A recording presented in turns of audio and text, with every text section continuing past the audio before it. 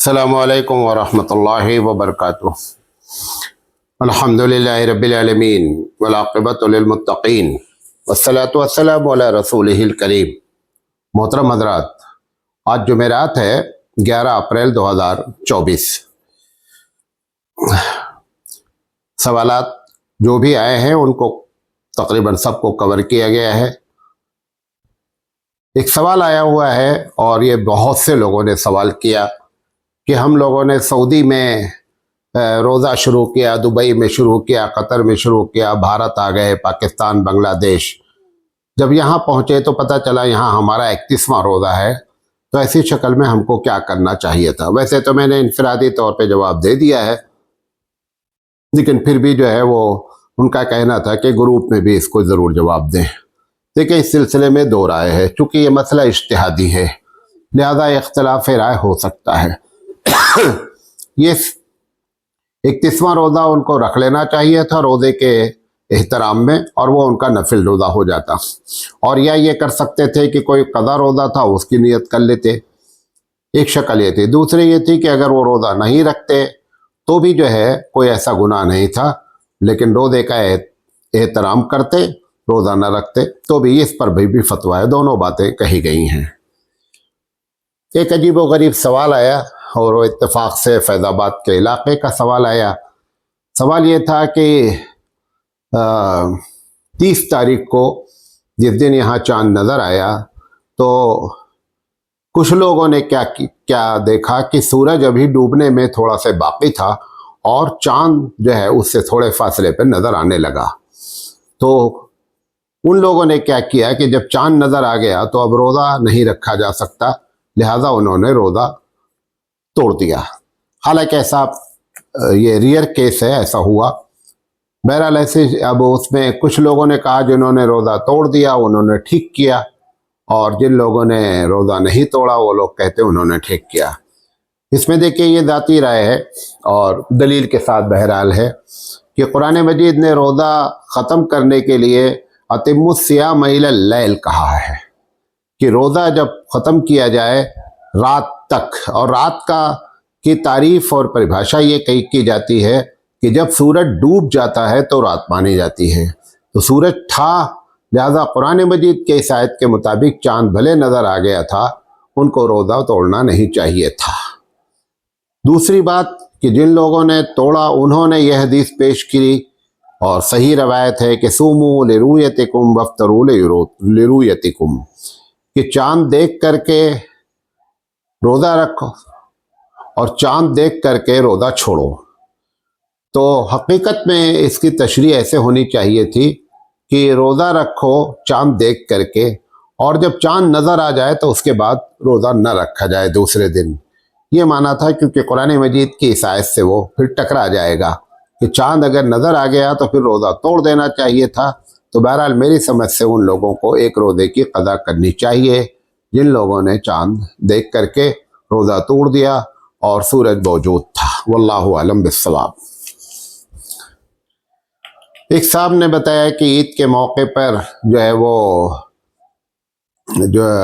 جمعرات کو عید تھی، اور عید کے موقع پر ایک صاحب نے تقریر میں یہ بات کہی کہ نبی کریم صلی اللہ علیہ وسلم عید کی نماز پڑھانے کے لیے نکلے، تو دیکھا کہ 2 بچے جو ہے وہ جو ہے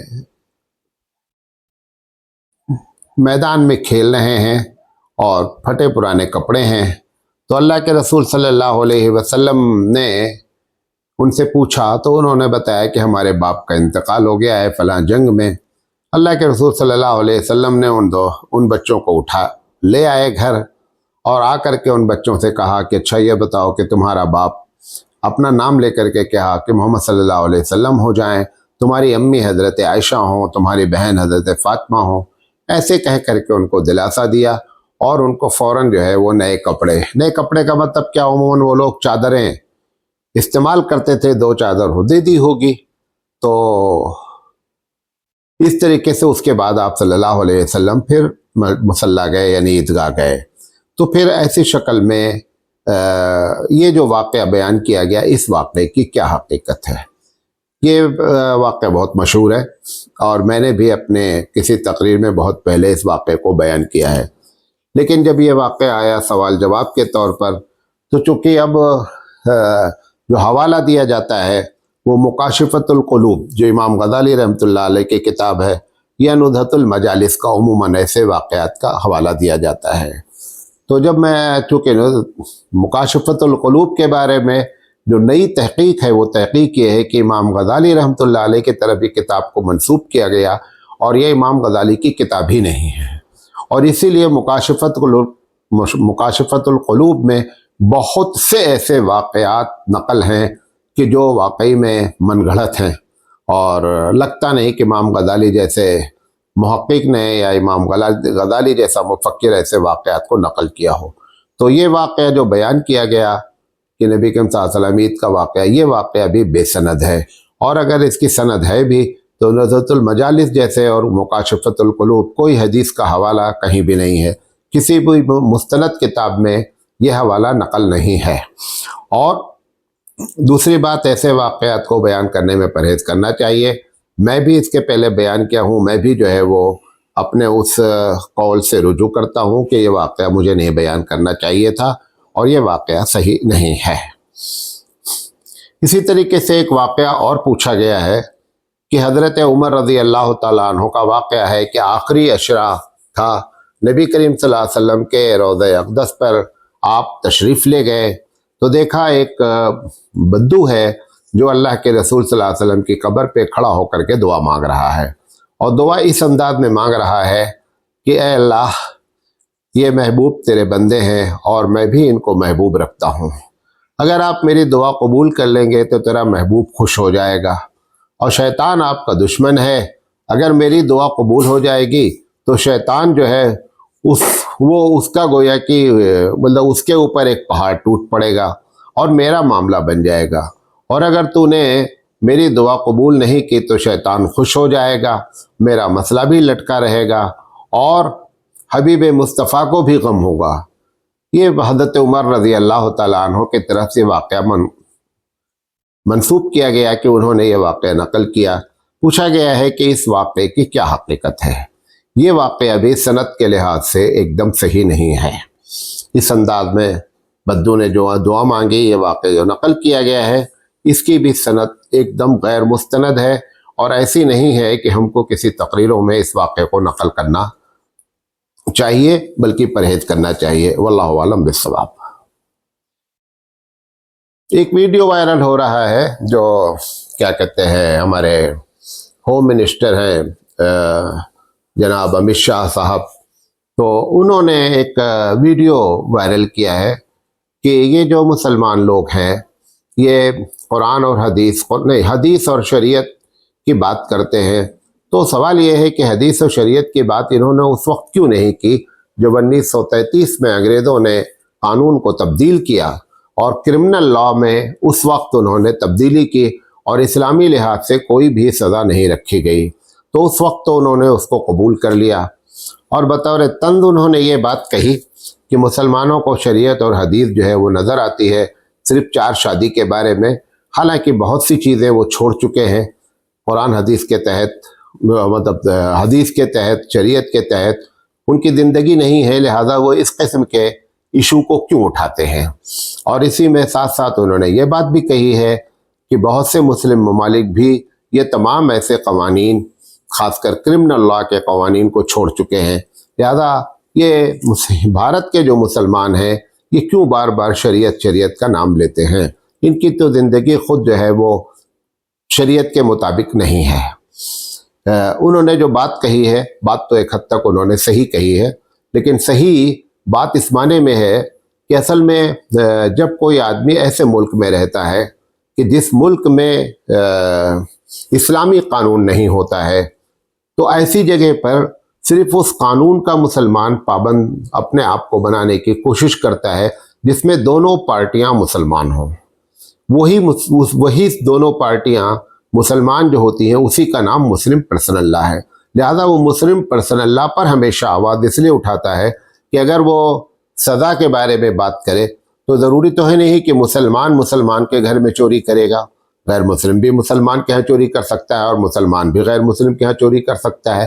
تو جہاں پر دونوں پارٹیاں یعنی دو گروپ الگ الگ دھرم کے ماننے والے ہوں، وہاں پر مجبوری درجے میں مسلمان کیا ہوتا ہے، اس سے کمپرمائز کرتا ہے، لیکن حقیقت میں وہ یہ نہیں چاہتا ایسا ہو، لیکن چونکہ حالات ایسے ہوتے ہیں اس لیے تو اس کو یہ کہنا ہے کہ شریعت کا پابند نہیں ہے۔ شریعت کی پابندی اس وقت انکار ہوگا جب وہ ان سزاؤں کا انکار کر دے، لیکن چونکہ حکومت ہی ایسی ہوتی ہے کہ جو کرمنل لا کے معاملے میں اپنے قانون لاتی ہے، لہذا مجبوری درجے میں انہوں نے اس کو قبول کیا ہے۔ یہ کہنا صحیح نہیں ہے کہ وہ شریعت کے مطابق نہیں چلتے، جب چاہتا چلتے جب چاہتا۔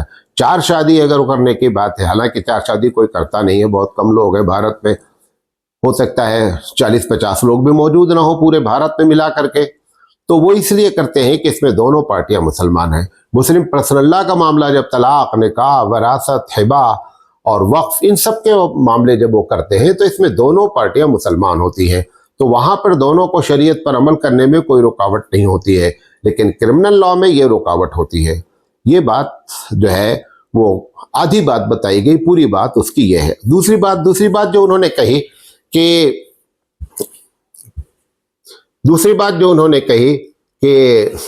بہت سے جو ہے وہ اسلامی ملکوں نے ان قانون کو چھوڑ دیا ہے، تو آپ لوگ اس قانون پر کیوں؟ سب سے پہلی بات تو یہ بتانا چاہتا ہوں کہ یہ جو آپ کہہ رہے ہیں اسلامی ملک یہ لوگ نہیں ہیں، یہ مسلم ملک ہے۔ انہوں نے کبھی بھی اپنے پاسپورٹ پر آج تک اسلامیہ نہیں لکھا ہے۔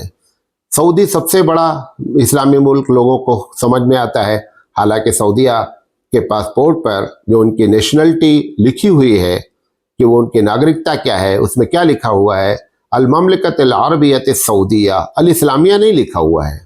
تو انہوں نے اپنے آپ کو اسلامیہ کہا ہی نہیں، لہذا انہوں نے قانون اسلام کے پورے فالو کیے ہی نہیں، اور انہوں نے اپنے آپ کو مسلم کہا ہے۔ تو مسلم ملک ہے یہ اسلامی ملک نہیں ہے۔ ان دونوں لفظوں کو اگر صحیح پکڑا جائے تب یہ بات سمجھ میں آئے گی کہ انہوں نے کبھی بھی اپنے آپ کو اسلامی ملک نہیں کہا، لہذا ان کے بارے میں یہ کہنا کہ اسلامی ملکوں نے قانون کو چھوڑ دیا ہے، نہیں۔ مسلم ملک ہونا الگ ہوتا ہے، اسلامی ملک ہونا الگ ہوتا ہے۔ اسی طریقے سے پوچھا گیا ہے کہ عید کے دن بعض لوگوں نے خاص وظیفہ بتایا کہ اگر 300 مرتبہ سبحان اللہ و بحمدہ پڑھا جائے تو اس کی بڑی فضیلتیں بیان کی گئی عید والے دن کی۔ تو پوچھا گیا ہے کہ اس وظیفے کی کیا حقیقت ہے؟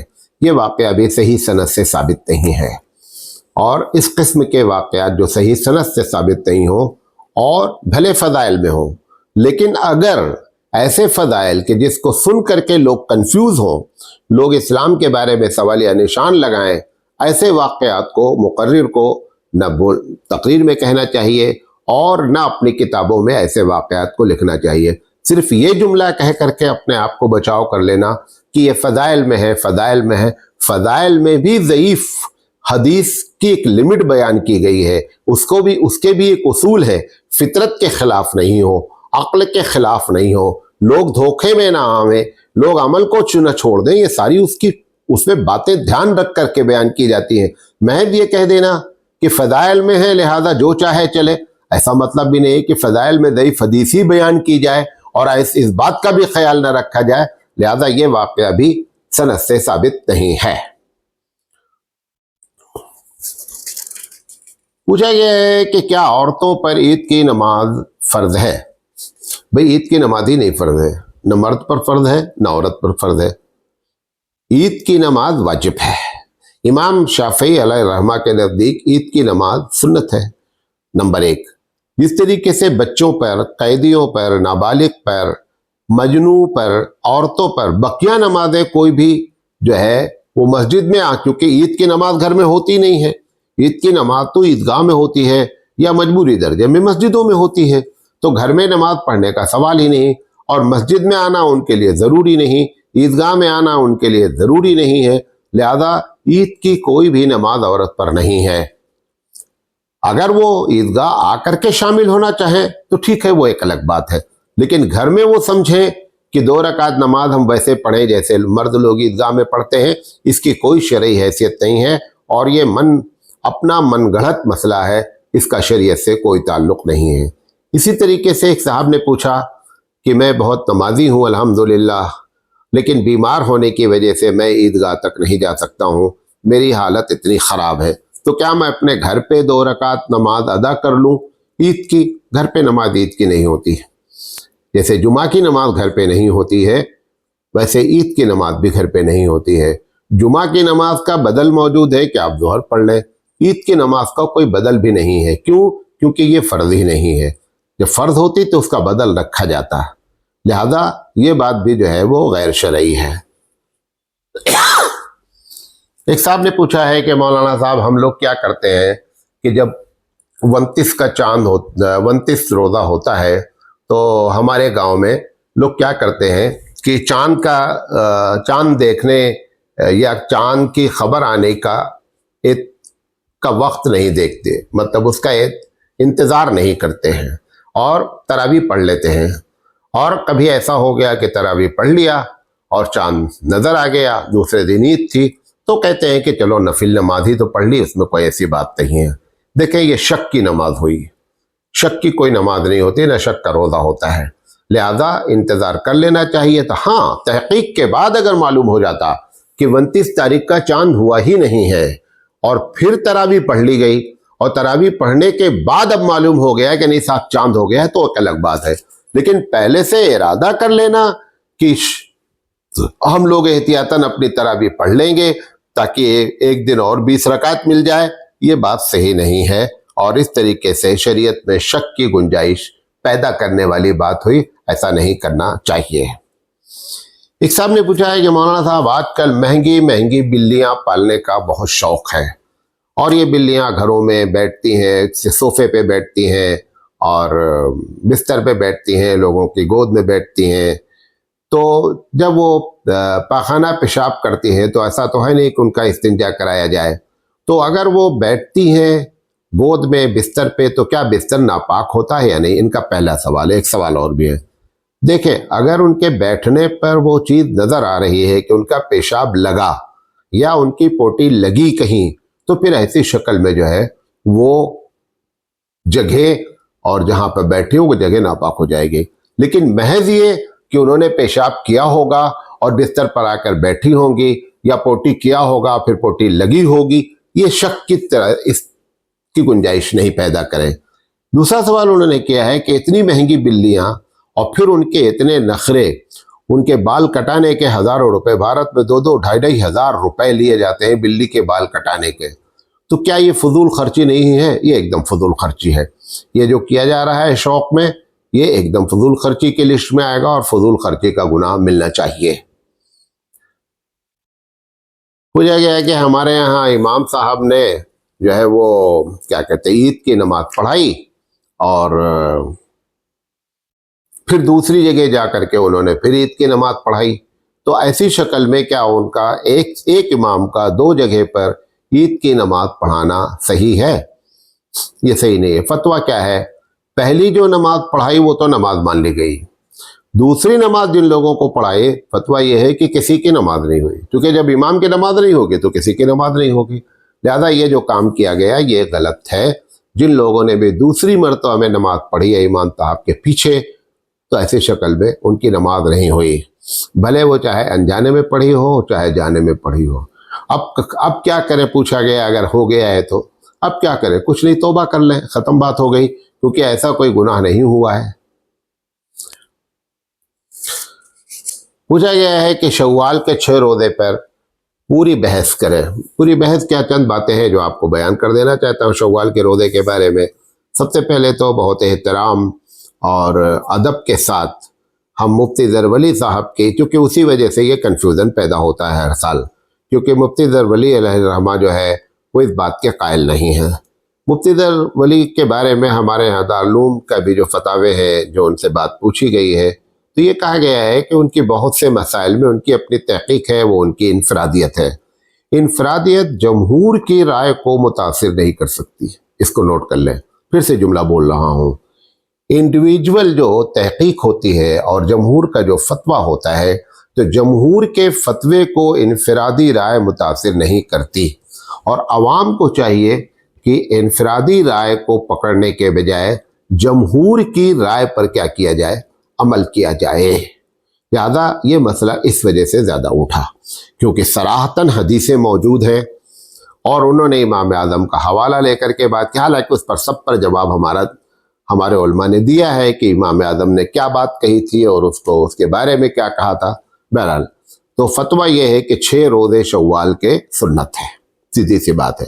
फजीलत क्या आई हुई है? फजीलत है कि जिसने रमज़ान के बाद 6 रोज़े शव्वाल के रखे तो गोया उसने साल भर रोज़ा रखा। और उसकी तशरीह इस तरह की जाती है कि एक का सवाब अगर 10 मान लिया जाए तो 30 रोज़े का सवाब 300 हो गया और 6 रोज़े को 10 से ज़रब दे दिया जाए तो 60 हो गया, तो 360 दिन गोया कि इसने रोज़ा रख लिया। इस तरीके से उसकी तशरीह की जाती है। अच्छा, अब ये जो 6 रोज़े हैं इसमें 2 बातें और हैं। बाद लोग ये समझते हैं ईद के दूसरे दिन फौरन 6 रोज़े लगातार रख लिए जाए, ऐसी कोई बात नहीं है।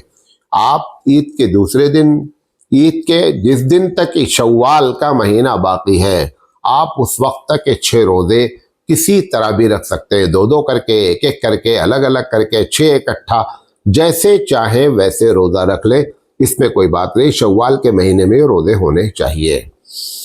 दूसरा सवाल पूछा गया है और बार बार ये पूछा जाता है कि अगर कोई आदमी का रोज़ा छूटा हुआ है, खासकर औरतें पूछती हैं, तो वो जो अय्याम की वजह से उनके रोज़े छूटे हैं तो वो पूछती हैं कि अगर ये 6 रोज़े शव्वाल के रखें और उसमें दोनों नियत कर ली जाए। क्या नियत कर ली जाए? क़ज़ा की भी नियत कर ली जाए और शव्वाल के नफिल की सुन्नत, शव्वाल के सुन्नत रोज़े की भी नियत कर ली जाए। तो क्या ऐसा मुमकिन है? ये एकदम पॉलिसी के खिलाफ है। देखें, नफिल में तो नफिल की नियत 1-2 की जा सकती है। जैसे मिसाल के तौर पर एक आदमी सुन्नत नमाज पढ़ रहा है और उसे मालूम है कि अब वक्त जो है ना वो तहियतुल मस्जिद पढ़ने का नहीं है, इसलिए उसने क्या किया कि चलो इसी सुन्नत पे तहियतुल मस्जिद की नियत कर ले, तो दोनों सुन्नत एक ग्रुप के हो गए। लिहाजा ये इस पर तो फतवा है कि एक साथ 2-3 सुन्नतें एक साथ इकट्ठा कर ली जाए, ऐसे ये मुमकिनात में से है। लेकिन एक फ़र्ज हो और एक सुन्नत हो और दोनों को मिलाया जाए, ये ग्रुप अलग हो जाता है। लिहाजा इस पे एक ही का सवाब और नियत आप जो करें वो रोज़े की करें, सुन्नत शव्वाल के करेंगे ठीक है, क़ज़ा की करेंगे क़ज़ा, लेकिन दोनों समझना कि हमारा क़ज़ा भी अदा हो गया और सुन्नत का सवाब शव्वाल का मिल गया, ऐसी बात नहीं है, इस पर फतवा नहीं है। पूछा गया है कि एक बड़ा चुभता हुआ सवाल पूछा गया है कि मौलाना साहब, भारत के मुसलमान बहुत परेशान हैं इस वक्त, मायूस भी हैं, गमज़दा भी हैं और बहुत सी बद्दुआएं भी कर रहे हैं, तो अल्लाह ताला इनकी बद्दुआ को, या ये कह लीजिए कि इनकी दुआ को कबूल क्यों नहीं कर रहा है? वैसे तो बहुत लंबी चौड़ी बात है। एक बात मेरे जहन में आई है, वो आपको बताना चाहता हूँ। हकीकत में जो हम परेशान हैं, तो कुछ लोग ये परेशान हैं कि अब हमारा इतनी बड़ी तिजारत है, इसका क्या होगा। कुछ लोग परेशान हैं कि हमारे बच्चों का मुस्तकबिल क्या होगा। ये इस तरह की जो परेशानियां, यानी उन सब परेशानियों का ताल्लुक फर्द की अपनी जिंदगी से है। जो लोग भी परेशान हैं, अपने तौर पर यह देखें कि हम परेशान होने की वजह क्या है। परेशान अपनी जात के लिए है। इसमें से अगर सारे लोग जो परेशान हैं, अगर ये परेशानी कर लेते क्या कि इस्लाम यहाँ खतरे में है, इस्लाम पर अमल यहाँ खतरे में है, इस्लाम पर अमल नहीं किया जा रहा है, मस्जिदों पर इस्लाम के बारे में अगर सारे लोग परेशान होते तो अल्लाह ताला अब तक हमारी दुआओं को कबूल कर लेता। हम सब परेशान होने की बुनियादी वजह हमारा इनफरादी मामला है। इस वजह से आप समझ रहे हैं कि हम दुआएं कर रहे हैं और कबूल नहीं हो रही हैं, उसकी एक वजह, और भी वजह हो सकती है, ऐसा नहीं है, लेकिन ये मेरी समझ से ये एक बुनियादी वजह है कि हम अपनी जात के लिए परेशान हैं, इस्लाम के लिए हम परेशान नहीं हैं। अगर इस्लाम के लिए परेशान, मिसाल के तौर पर हम मदरसा चला रहे हैं तो हमको ये है कि मदरसा बंद हो जाएगी, ये भी हमारा जाती का मामला हुआ, ये भी मामला जात का ही हुआ, समझे नहीं। तो ये जाती तौर पर मैं अब ये मशवरा देना चाहता हूं कि आप परेशान हो इस्लाम के लिए और अंदर से वही बात हो میرے کہنے کے نہیں اچھا ٹھیک ہے چلو اب ہم اسلام کے لیے پریشان ہوتے، یہ نہیں، کیفیت یہ ہونی چاہیے کہ ہم اسلام کے لیے پریشان ہیں۔ اگر ایسی کیفیت ہوتی ہے تو انشاءاللہ بہت جلد مسائل کا حل ہوگا۔ نبی کریم صلی اللہ علیہ وسلم کی ذاتی پریشانی کو قرآن کریم میں کہیں ذکر نہیں کیا گیا۔ طائف کا پورا واقعہ قرآن میں نہیں ہے، طائف کا پورا واقعہ قرآن میں نہیں ہے، اور آپ یہی وجہ ہے، اب غور سے سنیں میری بات کو، یہی وجہ ہے کہ آپ صلی اللہ علیہ وسلم نے اپنی ذاتی پرابلم کی بنیاد پر کبھی بھی کسی کو بد دعا نہیں دی۔ قنوت نازلہ کا واقعہ ہے، قنوت نازلہ کا واقعہ ذاتی معاملہ نہیں، اسلام پر کیا ہوا ہے؟ اٹیک ہوا ہے، تب آپ نے ان کے لیے بد دعائیں دی ہیں، ورنہ جب ذاتی پریشانیاں ہوئی ہیں آپ کو جس طریقے سے طائف میں کیا گیا، اس کے بعد مکہ والوں نے کیا، پھر مدینے میں منافقین نے کیا، حالانکہ اس وقت جب آپ قبضہ پا چکے تھے، حکومت قائم ہو چکی تھی، منافقین سے بدلہ لیا جا سکتا تھا اور قانونی لحاظ سے لیا جا سکتا تھا، لیکن چونکہ ان سب کا تعلق آپ کی ذات گرامی سے تھا، لہذا آپ نے کبھی بھی اس بدلہ نہیں لیا، اور ہمیشہ فکر مند، اور جب اسلام پر آنچ آئی تو آپ نے برداشت نہیں کیا۔ یہ بھی سمجھ لیں، اسلام پر جب آنچ آتی ہے تو اللہ کے رسول صلی اللہ علیہ وسلم کوئی کمپرمائز کرنے کے لیے تیار نہیں ہوتے ہیں۔ تو ہماری پریشانی کی بنیادی وجہ کیا ٹھہری؟ ہمارا انفرادی معاملہ ٹھہرا، اس لیے جو ہے ہم اتنی دعائیں کر رہے ہیں اور یہ دعائیں ہماری جو ہے وہ قبول نہیں ہو پا رہی ہیں، یہ ایک وجہ ہے، واللہ عالم بالصواب۔ یہ باتیں بنیادی طور پر آئی تھیں سوال جواب میں، اور ہاں ایک سوال اور رہ گیا، وہ یہ ہے کہ ایک صاحب نے پوچھا ہے کہ مولانا صاحب صدقہ فطر ہم نے نہیں دیا اور عید کی نماز ہو گئی، اب ہم کیا کریں؟ دیکھیں، صدقہ فطر اگر نہیں دیا ہے تو یہ مطلب نہیں کہ اب صدقہ فطر آپ کی ذات پر سے ختم ہو گیا، اتنا اب آپ کو صدقہ نکالنا ہے، گرچہ الگ بات ہے کہ اس کو صدقہ فطر نہیں کہا جائے گا، لیکن اتنی قیمت آپ کو نکالنی چاہیے جو صدقہ فطر کی ہے۔ یہ مطلب نہیں کہ اب اس کا ٹائم بار ہو گیا تو اب وہ صدقہ نکالنے کے ذریعے آپ صدقہ نکالیں، لہذا یہ مسئلے کا حل ہے۔ اللہ تعالیٰ سے دعا ہے کہ اللہ تعالیٰ کہنے سے زیادہ عمل کرنے کی توفیق عطا فرمائے۔ وآخر دعوانا ان الحمد